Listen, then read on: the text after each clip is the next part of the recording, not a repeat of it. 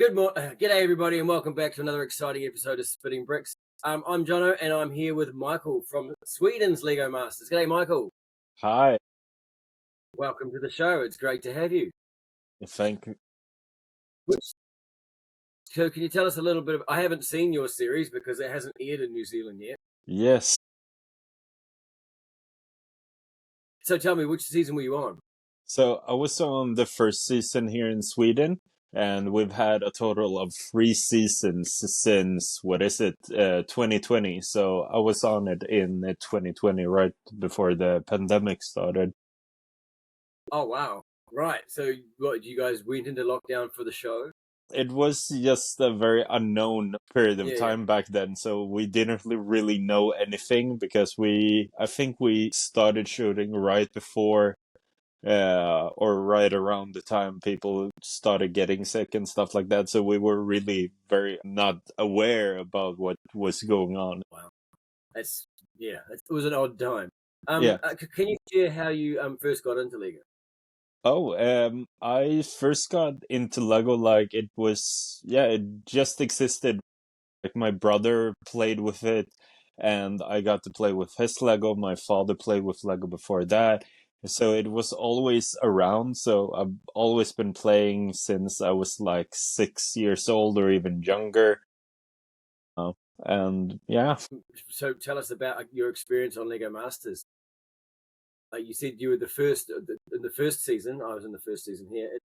So quite a new experience. Had you watched any of the other shows by the time you'd done that one, or Yes, did it get so trying to remember, I think, yeah, I had seen the UK, I had seen the first season of Australia, and funny enough, they were airing the US first season while we were shooting. So I brought an HDMI cable to the hotel, and we watched the US show while we were shooting our own. So we took over. brilliant story. Yeah, exactly. Yeah, we took over like the lobby and watched it there and stuff like that, a bunch of us. So that was really fun.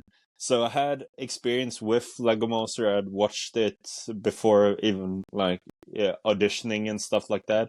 But it was really special being like the first season in Sweden. Like this was a whole new concept. A lot of Swedish people outside of the AFOL community did not really know what Lego Master was. So we were like the first like introductions. They had aired like the Australian season and the American one, of course. But we were like representing Lego Master for our country now. So that was a really fun experience. I can imagine.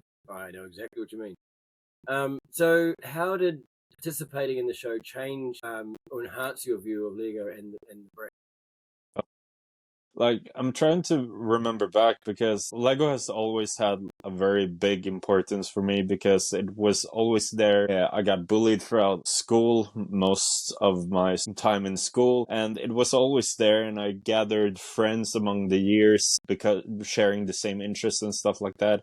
But something really changed with Lego Monster because a lot of people saw that it was much more than just playing with a children's toy or whatever people saw it before, because the people or mainstream people didn't really see Lego as like an art form, and Lego Master has really brought that out, not only here in Sweden with our 3 seasons but worldwide with every other interpretation of the show. Yeah, it's just amazing to see because oftentimes before that, the only time people really mattered about me as an adult playing with Lego was if I could make money on it, if I profited from it, or if it had some monetary value and not what it means to create, to be creative and stuff like that. I don't know. I feel that in general, our society doesn't seem to value the effort that artists actually put into creating art, and I think that artists need to be paid more for what they're worth. Yeah, Yeah. no, I hear what you're saying for sure. So how is your Lego building style enhanced or changed? I mean, obviously Lego Masters, I talk about it. It's like going to Lego University, Oh yeah. So how do you think your techniques and styles have changed since the show?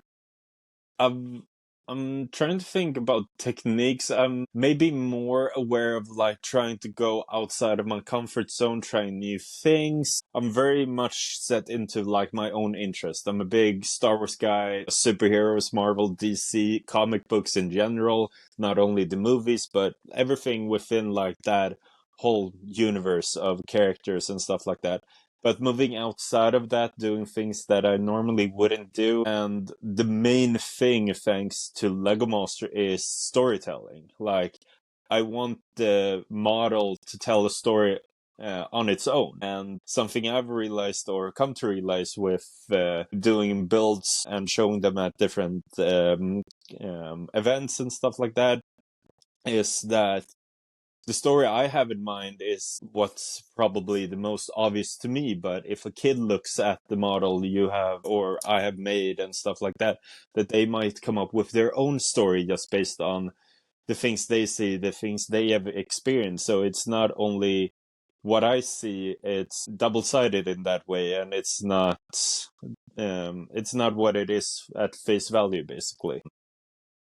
I spent a couple of years writing for the Brothers Brick, and the job was to go around the internet looking at the best models that everybody had made, and then kind of describe what was great about them and why they made good models. And what I really enjoyed about that is it didn't matter which part of the world someone had come from. They could speak the language of Lego, and I could interpret that language, you know, and I could see what they were trying to say through the bricks, which is an amazing, yeah. That was when my eye and understanding around Lego really turned. So speaking of your creative process now, so when you go to approach a new build, like do you sketch it out? Do you just start building with the bricks? Do you start doodling? Like how do you go about creating something new? So when I started doing my own creations and stuff like that, I always appreciated like just having a box of random bricks and just going at it. You have sort of an idea in your mind, no matter if it's clear or not, you have some type of idea what you want to build. But I always like the creative process of just having a bunch of random bricks. I do have like sorted bricks, my favorite bricks and stuff like that, but just having a random assortment of bricks and the creativity that you can find in that, maybe you find a piece that you weren't even thinking about that works perfectly or stuff like that. But with the fact that for the past few years I've been a student, for example, and also still live at home and try to save money, I have turned to build digitally or build I can't talk build digital on my Bricklink Studio, Yeah. and How do you find that? How do you find building in studio? it was a hassle in the beginning because I was very used to like Lego's official Lego digital designer they had, and they are very different in how they worked. So it took some time, but now, like several years later, it's like I can't even remember how it was before, actually. So so can you create free form in the computer, or do you have to build it first? I can build freeform in computer, and the thing that has really helped me is it made it easier for me to actually plan models, especially when I'm in quite a tight living space right now. I just have my room at home at my parents' house, and to be able to plan and even like divide up a larger model into several different sections so you can have it for transport or just storage for that matter, and also try my absolute best to be economical with what type of pieces I'm using, how to fill out, like if I'm building like a mountain or something that's this big or whatever, to use as many cheaper pieces as possible to make the best thing possible, basically. No, that's interesting. I find personally that I tend to always have to have the bricks. I've tried. I mean, I'm an IT guy, so I try to build digitally, and I find that because it's only using one hand, I can't get my brain to conceptualize the whole thing. It's yeah. I prefer the bricks, I think, but then I'm old school, so yeah. Yeah. So, can you describe a build or a particular challenge for you on the show that you overcome and how you managed to get through it? Because I mean, the show is a very challenging place to build Lego. Oh yeah. Yes, for context, within the show, I was in 3 episodes, so I only got to build on 3 different challenges. The first one was Mega City, the other one was Cut in Half, and the third one was actually really special for Sweden. It was actually we all got different stories based on the Swedish children book author Astrid Lindgren, who has made like Pippi Longstocking and stuff like that. Oh, yeah. So that was really special for us to actually have something that's tied to Sweden in that way. But the hardest thing for me was probably the second episode, which was Cut in Half, where me and my teammate Stefan got an accordion cut in half, Oh, and wow. he got the brilliant idea that like the bellows of the actual accordion looked like file cabinets. So we made like Oh, yeah. archive for music. So we had like instruments blowing out of the Oh, bellows and yeah. stuff like that. And I think we called it like music archive or something among those lines. A really difficult thing, and I talked about this with my teammate, was I was going to build a trumpet. And I had no idea how, like, all of the different pipes, in which directions they go and stuff like that. And he's an artist, he draws and all kinds of stuff. And he told me like trumpets and stuff like bicycles and stuff like that, it's some of the hardest things to draw because there's so many different things going together and stuff like that. So maybe I took a few hours trying to figure out how like a trumpet looks like just from memory. How did it look in the end? Like, what was the result? Thankfully, he's an amazing artist, so I should have talked to him earlier, but he drew me a picture of like a trumpet, and that completely helped me. So it turned out really good in the end, but it took me some time to actually get there. No, that's cool. So, what inspires your Lego designs? Where do you draw inspiration? Based on the fact that I mainly build stuff from movies or comic books and stuff like that, most of my inspiration comes from that. For the past few years, thanks to the abundance of like Marvel movies, DC movies, and also the years on years of comic books we have for both companies, I have a lot of things to draw upon, and Lego has been really good at creating characters, both from the comic book versions but also the movies. So that has helped me a bunch, especially when I try my best to just stick to the characters that Lego has made. So not really dive into like custom characters and stuff like that, or third party or anything. So that's where I draw most of my inspiration from. And I try to stay as close to like the source material as possible when it comes to like colors and the characters I use as well. Now, being on Lego Masters, of course, one of the things we had to build is big. Now, Yeah. how do you balance creativity with the structural integrity of a build when you're building on scale? Yeah, like I haven't really built that many big things to begin with outside of the show actually. Like the biggest things I've built is within Lego Monster. But Access to those bricks really helps there. yeah, yeah, definitely a lot cheaper as well, not Yeah, having to think of any of the cost or anything like that. But yeah, I'm kind of the person like, if currently I have like a dream project, which is I'm building the Batman's Batcave basically, and I started cool. this project like I think it was like 5 or 6 years ago. And the funny thing with doing that is that Lego keeps doing new colors on pieces and stuff like that. And I'm trying to think of the name. It's a wedge brick, like the corner wedge brick that fits together with the normal 2x2 slope pieces, basically.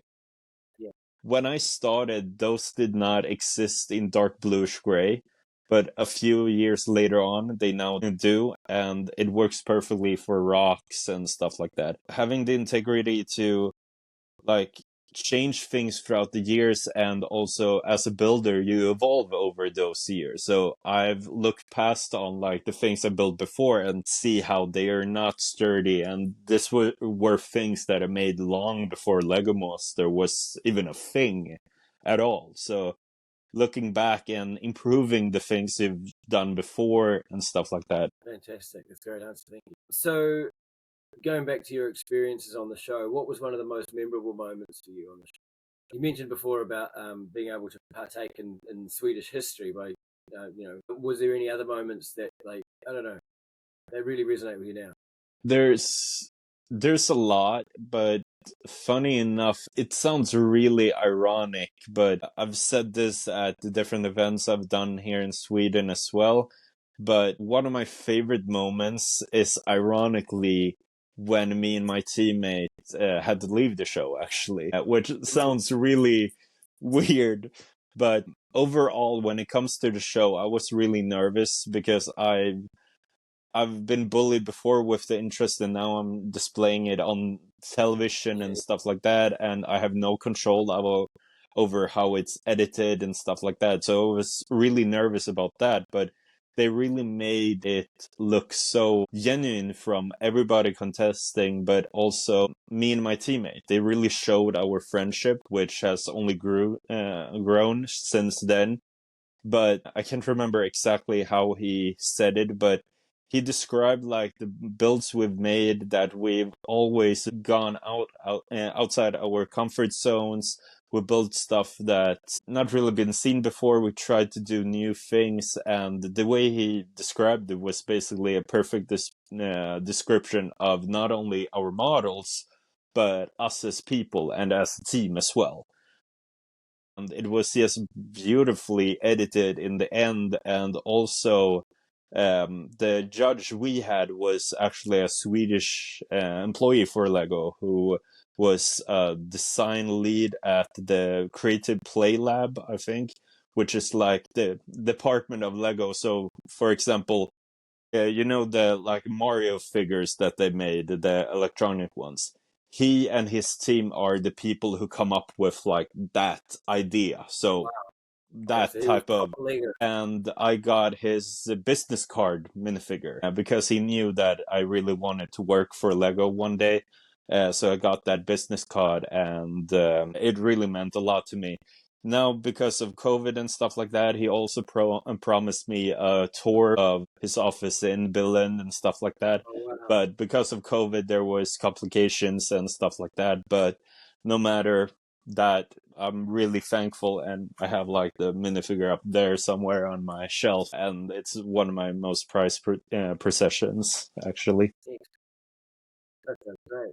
Our brickmaster, Robin from Canada, when he came back and visited, he gave me a handful of golden bunnies, like these little golden bunnies, which apparently, they don't make, because, so that was quite special. So I've got a couple of those that I've actually I built into a piece of art, because I ended up getting there's my bunnies in the middle, but those are all frogs, because I ended up with two of the bonsais with all these pink frogs, and I didn't really know what to do with them, so I decided to, build something a little different. Yeah, really cool. Thank you. So the pressure, like on the show, is like, it's a pretty unreal experience. Yeah. So, like, how did you go about kind of coping with the pressure, and like, are there any tips that you could give people to manage stress? Like, it's weird because I definitely felt it while we were shooting and everything like that. But also, I'm both autistic and have ADHD, and like when it comes to stress situations, especially when it comes to things that I feel I can control, I know Lego, I know what I'm capable of. I have a really good time managing that. But one thing that I think, looking back, that might have been worse is my ability to speak, because usually when I build, I'm on my own and stuff like that. Now I had another person to actually have to talk to, and if something went wrong, we had to reevaluate and stuff like that. And having that communication, looking back, it might have been a bigger focus, especially when it's a team sport. And doing that was something that I think I could have done better, considering all of the stress that comes with everything. But also, there were so many different layers to it, because there were some stress elements that people aren't really aware of either, because I think the US and maybe Australia had like a visible clock that all of the contestants could see, No, but we I did don't not. think so. No, Uh, we didn't either. I think they could, because like I noticed from the show that, did you ever notice when you watched it that some of the things seemed out of time? They needed to have, if they had like, because we weren't allowed to wear watches on set, because what if the camera, and then exactly. and so, and I don't think the Americans or the Australians had it on screen all the time either. I'll ask them when I see, but yeah, I'm pretty sure they. Yeah, because I think just shown for the like the audience, they might have had it, but that might be just editing and cutting and stuff like that. Yeah. But we didn't, and sometimes, well, like when they were shouting out the times, like 1 hour left, they sometimes forgot to shoot that. So we might have like 40 minutes left, but they are saying that, oh, we forgot to say or shoot 2 hours left. So we're doing that now, but remember, you only have 40 minutes left. Yes. So that was also another stress level on top of it as well. The magic of TV, right? Oh yeah, definitely. And having spoken to like the season 2 and season 3, we'll also see that, considering that we were also the first season, we were kind of like the test bunnies of the whole production as well, to see what worked and what didn't work really. And also, like, our host, who is incredible, his name is Mauri. He's actually mostly known to being a YouTuber who did like food related YouTube videos, and he became the host of Lego Monster. And he was completely new to the whole thing, so you could like talk to him, and he had like an earpiece, and you would just see him drift away because someone was starting to talk in his ear and stuff like that. But he was always really nice about it. Sorry, someone's talking and stuff like that. So that's a wonderful little behind the scenes moment. Are there any other moments with the contestants or the judges that you kind of would like to talk about? Some of the things, like trying to remember, everyone was staying at the same hotel in Stockholm, like the capital where we shot the show. And considering it was the beginning of COVID, like nobody was there. So it was just us, the hotel staff. And the hotel that we stayed at was like right at like a harbor, a really big harbor. So there were like seamen coming in during the night, leaving in the morning, and then Lego Monsters.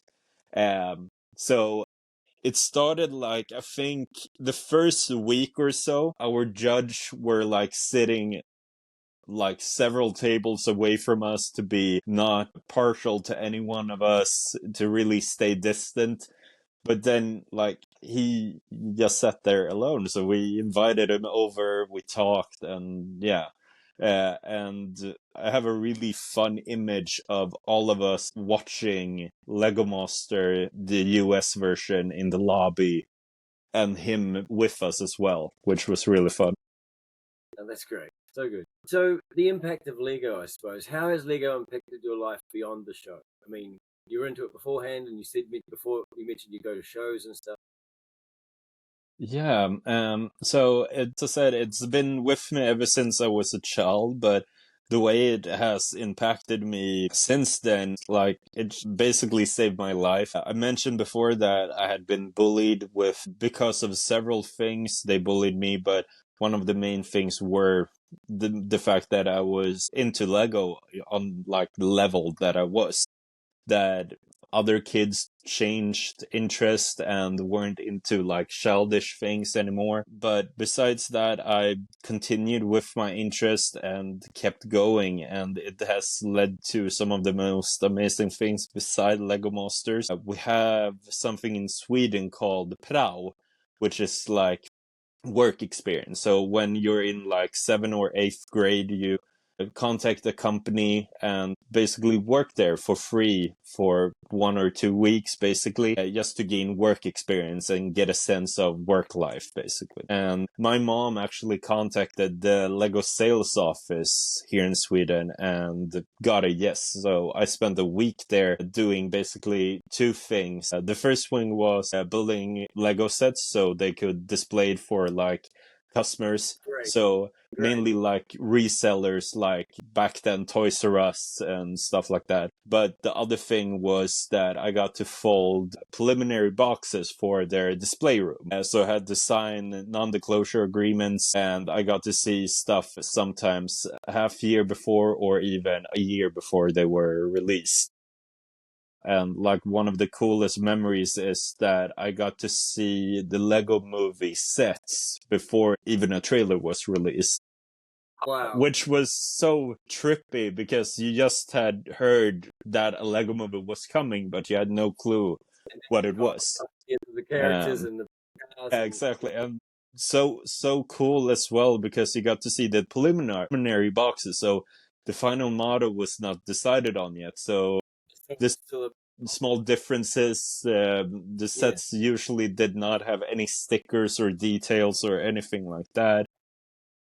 But it also helped me because that contact, I was there for a week, but they apparently really liked me. So my contact with them, I stayed there helping them every other month for, I think, 8 years.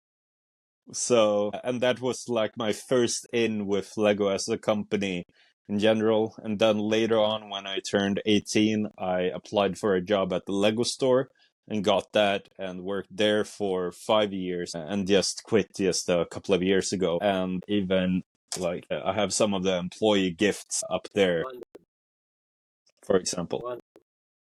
So that's just some of the things. And beside after that, or while I was working at Lego, I actually quit just to be a part of Lego Master and then got rehired afterwards.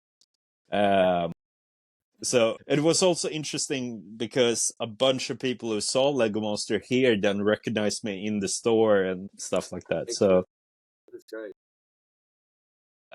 Yeah, to say that Lego has had a big impact on my life would be an understatement, if anything. Okay. What role do you think Lego has in fostering creativity and problem solving? Like everything, to be honest. And like I'm currently working as a preschool teacher, and just to see like the creativity in children and how they view the brick and what's possible with it, and just the simple matter that you can give the same like 5 or 20 pieces to 3 different people and they will see something different when they start to build with them. And that's not even going into like each person's different experiences, ages, and whatever it might be. All of those different things contribute to each person's ability to be creative with Lego. So, would you say it's more useful for adults? We need Oh to yeah, play more. definitely. That's the thing I'm really feeling that Lego Monster has had a really great impact on is that I've heard so many more parents starting to build with their children, just overall, and trying to be more creative overall, which is just amazing because that's something I feel most adults lose around early, like 18 to 20 years. Already at that age, people lose that. And it's some of the most important things we have to just be creative because it also contributes to critical thinking and everything in life, basically. Yeah, well, it's like when my kids complain that they're bored. I say, "Why are you worried about being bored? That's the only time that your brain's actually working. Otherwise, you're digesting somebody else's information. So go Yeah, get bored exactly. and wait for inspiration. That's when the best creativity comes." Yeah, So exactly. let's talk about the positive mental health benefits from Lego. Obviously, I'm on the spectrum myself. I'm diagnosed ADHD. I'm pretty sure I'm autistic, but I haven't bothered with the diagnosis. So yeah, how has it helped your mental health? Everything, like, as I mentioned, like going through school being bullied, like one of the only positive things I had was, of course, my family and friends and close ones, of course, but like the thing that made me me was my interest in Lego. And I also had the benefit of like all my other interests also being represented in Lego. I love Star Wars, I love superheroes, and they were almost always shown in Lego as well. So I could take all my interest into just one thing and focus on that, which I got my autism diagnosis when I was, what was it, 13, 14, which is quite late for boys, but later on, like, it made so much sense. And having Lego as like my special interest and really focusing on that has really basically saved my life, because of the bullying and overall just everything I went through during my time in school, I went to some really dark places, and without the people I have in my life, like my family, and without something like Lego, I wouldn't be here, to say that. And being here like 10 years later, since that point, I'm really happy that I'm still here. So, and also, Sure that a lot of people are too.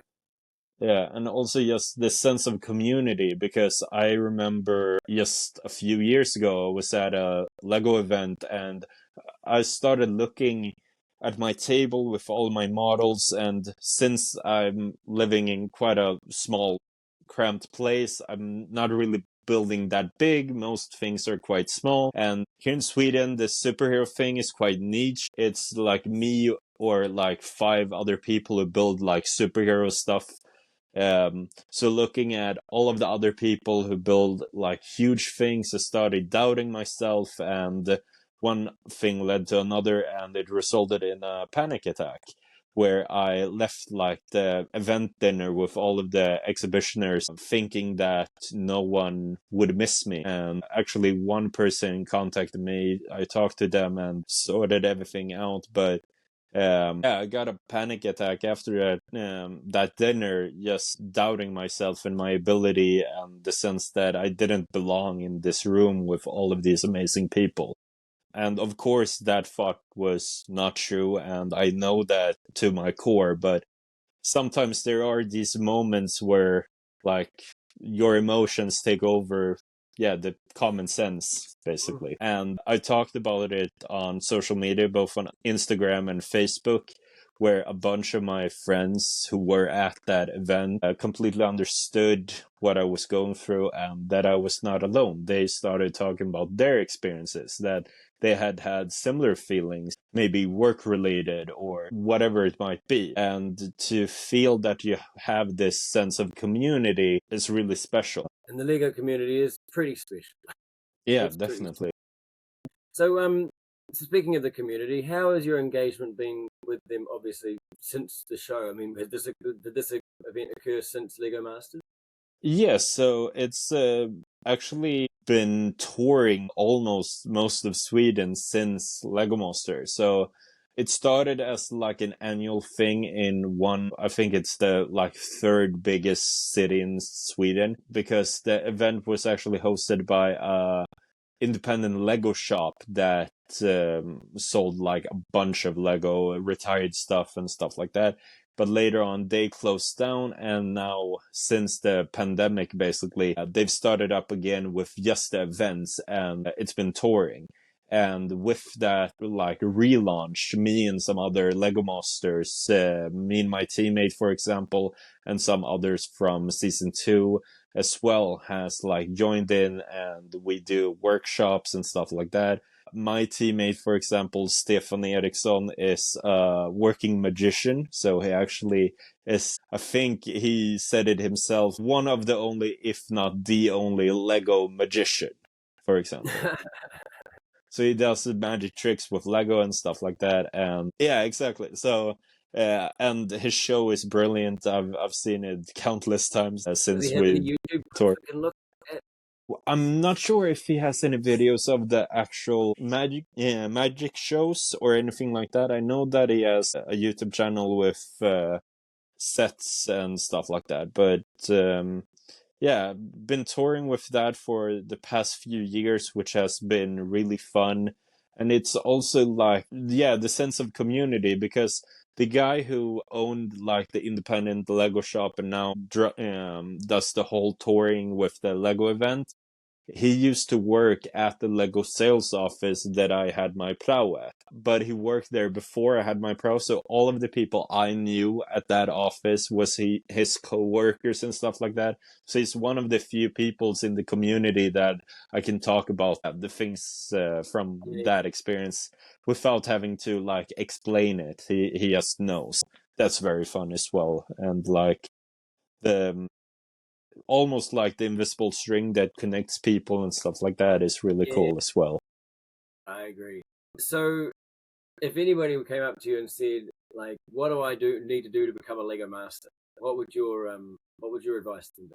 I would say just build, because like, to put into perspective, like when it came to Lego Master for my sake, I went on the audition and thinking that that would be it, and I would be happy about that, because the thing I thought was I get to meet like almost all of the well-known Lego builders in Sweden within a day. They served us food, and I get to build Lego. What more can I ask for, basically? Right. Like, I'm really happy because like our audition process was divided into like 3 different sections. That it was I think it was speed build, where everybody got the same set. You had to build it the fastest time. I think we got like second or third fastest time or something like that, which was quite nice. The second was creative build, that displayed you and your teammate as a team. Like the build actually had to represent you as people. And my teammate also loves like comic books and stuff like that, so we built like a comic book with Superman flying out. But the annoying thing was that you only had like bricks, no special elements or anything like that. And funny enough, the last one, which was, I think, people had to build like a sphere or spherical shapes in Lego. But before that, it was lunch, and me and a few other teams were chosen into a room where they basically said, we do not promise you anything, but we've seen enough from you from today, so you're okay to leave. If there's anything, we'll contact you, but we've seen enough from you so far, and we have to focus on the other people that we have not seen enough of. And funny enough, all of the people in that room went into the first season. So they'd seen enough as you guys had made it. Yeah, definitely. So it felt really good in that moment that just in a short time they knew that. So let's talk about your future aspirations. What are your future projects, and what do you hope to do next with Lego? The funny thing is, just like today, to be specific, I got information that I've got an apartment. So I'll be moving away from home now. So I'll take all of this and I'll have a dedicated Lego room, which is amazing. Good stuff. And like one thing I've really wanted to do is try and combine like all of the things. Like I've had contact with Lego directly, either through my time when I was at the sales office or when I worked at the Lego store, and all of the experience and stories I've gained from that, but also all of the experiences I've gained from Lego Master and everything that came after that. All of the events I've gone to, all of the people I've met, sitting here, for example, like just the fact that we were in a Facebook group with, what is it, like 500, 600 people, or Yes. who? Yeah, I know. Amazing. So I've tried to figure out, like, I've had a YouTube channel for years, and I post videos on that, and I'm planning on doing more of that in the future, but I've really wanted to connect with the community more, so I'm thinking of doing like a Twitch channel Nice. Because with my time at Lego, I have barely no room left here, but I have like over 200 Lego sets that are unopened in a storage unit, so they need Wow. to get built now. They do need to get built. Yeah. It Now you've cause got a dedicated bigger room. You've got no excuses. exactly. So, and what better way to start a Twitch channel where I build that and tell stories about Lego and just life in general. Yeah, that's a great idea. And I have some large sets as well, like several UCS Star Wars models, the Lord of the Rings, Rivendell. So I'll be sitting on Twitch for quite some time whenever I Days, get started. days and days. Would you ever consider returning to Lego Masters? I've thought about this a lot, and Yeah, we do. yeah, and like I'm trying to remember because I know that some countries had different like prices, that some had like a money price, and I know that we had like you could order a certain amount of Lego directly from Lego type of deal. And just the headache of that whole thing, trying to process like a shipping container of Lego coming to, like, I barely have room as it is. I got really calmed by the fact that I did not win, because I would have no place to actually put any of the prize to begin with. But ignoring that for 1 second, like, the thing that really matters to me, and it's the connection I got with my teammate Stefan. We were friends before the show. We auditioned together, but since then we've grown so much closer, partially because the touring we've done with the Lego event here in Sweden, but also since then he has become a father as well.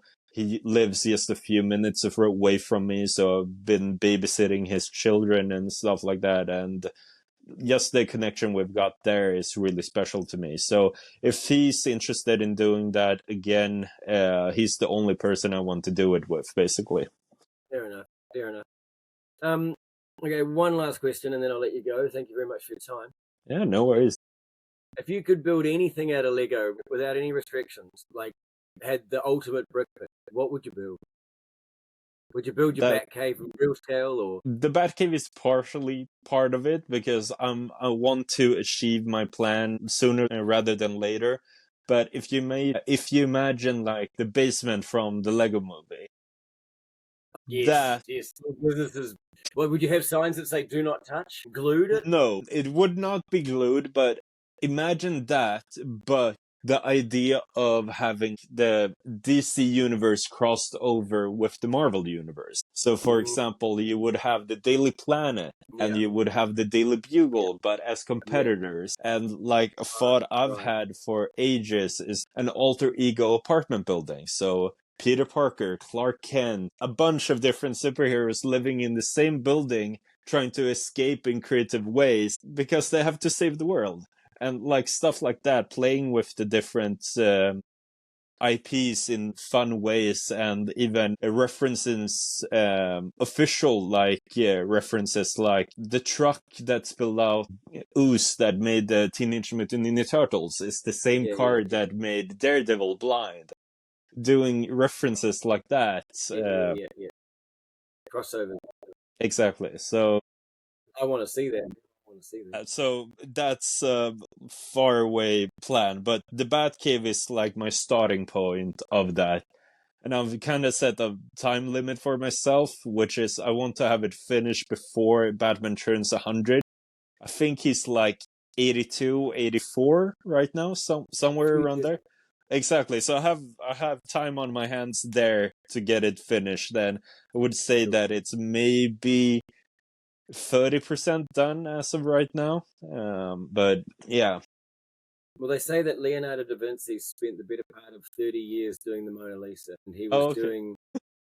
he was doing single hair brush dots on her face at one point. So yeah, you take your time. I reckon it's Oh, yeah. and then like what George Lucas famously once said, that art is never finished; it's only ever abandoned. and then he went Oh yeah, back and revisited Star Wars, and we see what he did then. So yeah, sometimes that's what I like about Lego Masters was the deadline was like you had oh to yeah, finish. It was done, and you had to walk away and go, okay, I'm happy-ish yeah, with that.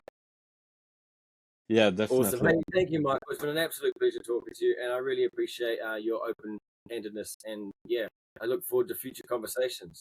Yeah, same to you. And So everybody give Michael a like and a subscribe, and like when he gets his Twitch channel, I'm going to be subscribing to that because I want to see what he's built. I want to see some of these exclusive Lego, like exclusive Lego sets that you might have buried in that collection. yes, I'm excited Awesome, for the future.